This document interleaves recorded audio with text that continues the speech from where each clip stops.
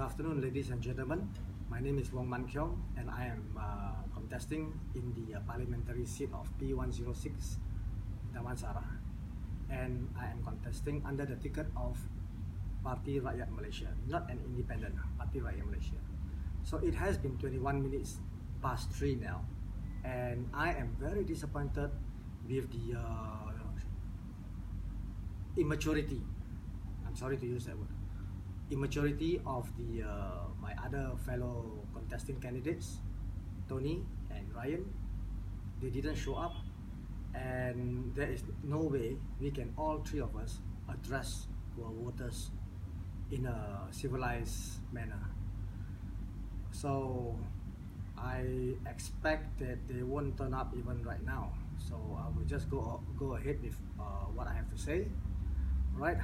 This is the economic debate which we have actually prepared. If you can see, the invitation has been sent out. Let me read it to you.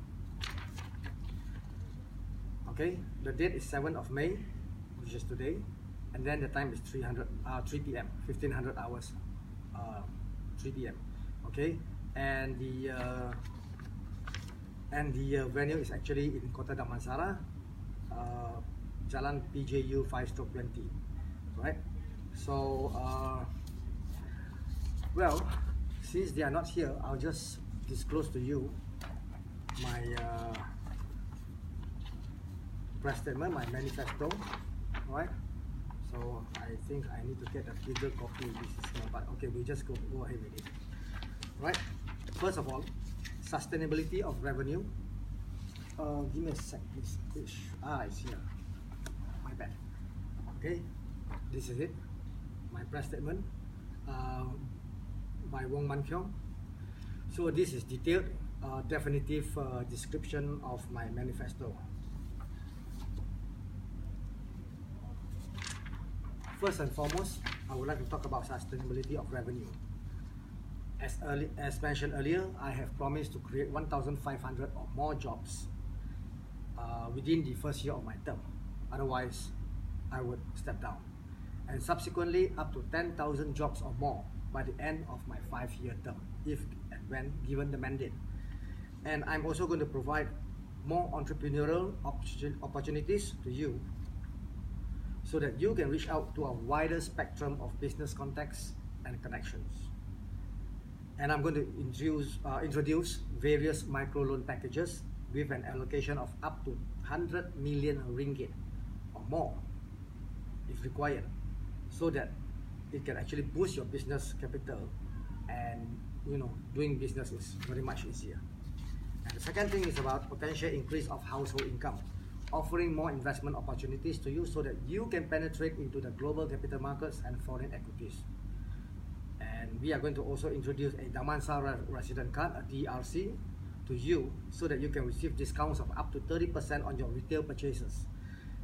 That saves your money quite a bit, and a maximum rebate of 3% from the current GST structure. It means that although the government, the ruling coalition, or the new government is going to not abolish the GST, I am going to abolish half of it for you. And the next is offering rebates on petrol consumption of up to 500 ringgit per passenger vehicle per month, based on prevailing NYMEX rates, the New York Mercantile Exchange rates. Meaning that if you have a car and your expenditure is more than 500, we will rebate 500 only, up to 500.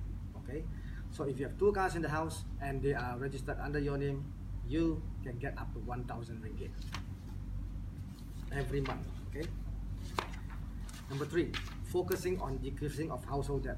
We will assist you in disposing, eradicating, and limiting non-performing assets and other liabilities in your financial portfolio of your household.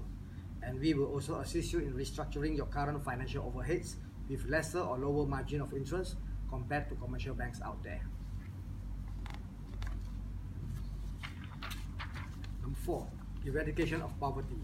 We will offer welfare assistance to the low-income group for a start, and slowly rebuild their ailing financial condition into a revenue-sustaining situation through various proactive methods. Number 5, we will ensure that your local garbage disposable unit collects your household waste on a daily basis. Not every 2 days, not every 3 days, not every alternate days, but actually it is on a daily basis. Number 6, we are going to eliminate power and water disruptions by ensuring both the federal and state-owned companies are pressured to conduct more constant checks and periodic maintenance. So we don't want things to happen like every now and then you come back home, you don't have water or power in your house. Next, we are going to have an increased presence of security patrols and community policing in Damansara, increase from what we have now. And also we are going to have constant dialogues with enforcement officers, agencies on a fortnight basis. That means we are going to increase surveillance to make sure that the place you stay, your home, is not being entered by burglars or being ransacked when you come home after a long holiday and things like that. Number 8, stemming traffic and parking issues. We are going to introduce more joint ventures with various local ride-sharing service providers and more carpooling initiatives. And we are going to implement the congestion charge model. And subsequently, we are going to implement as well for non-DRC holders, Damansara resident card holders. We are going to implement multi-tiered parking rates. So that means it will actually save those, the money of those who have who hold the Damansara resident card. Number 9, enhancements of amenities and infrastructures through proper road and township planning and redesigning to smoothen traffic flow, and also to uphold sustainable policies to ensure traffic build-ups does not happen during peak hours. And we are going to engage again in constant dialogues and discussions to find ways, enabling ways to reduce traffic load on major highways, especially the LDP.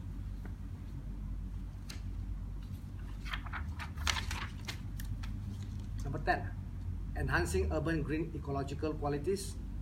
We will invite reputable international bodies to conduct an in-depth EIA report, environment impact assessment report, and we will maintain clean parks in every neighborhood, and we will also restrict high density development within the city center and her surroundings. Number 11, we are going to promote promotion of healthy and active lifestyles through simple weekend programs in every neighborhood and various sporting activities to foster closer rapport among residents and boosting local businesses. Number 12, enhancement of communities and neighborhoods, engaging more dialogues and community building and strengthening within each neighborhood. And we are going to organize various different types of gotong royong activities on a monthly basis.